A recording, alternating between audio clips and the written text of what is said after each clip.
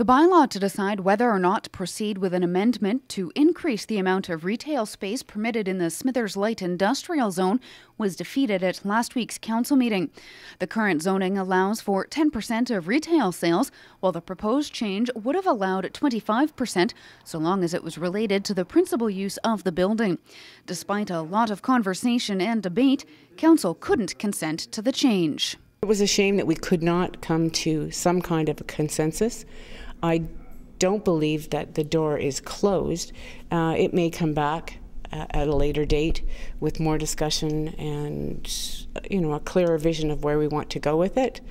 The idea to amend the zoning had been prompted by an application by Innovation Foods to allow retail sales and manufacturing on site, but there were concerns that increasing the amount of retail space would draw merchants away from the downtown core. Those concerns were raised by members of the public at a previous public hearing and echoed by councillors. That's why we have public hearings. We have public hearings to hear what the public has to say. That's why there's 6 councillors and a mayor sitting around the table. We all have different opinions, we all have different ideas, and at the end of the day, hopefully somewhere down the line, we will come up with the right solution for the M1 zone.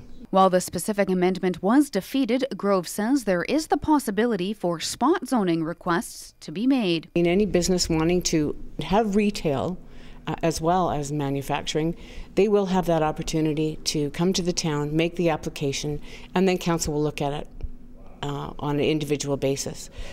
If a business does apply for a spot zoning amendment within the M1 light industrial zone, it would have to go through the public process again before council would decide yes or no. For CFTK TV News in Smithers, I'm Karen Koppitz.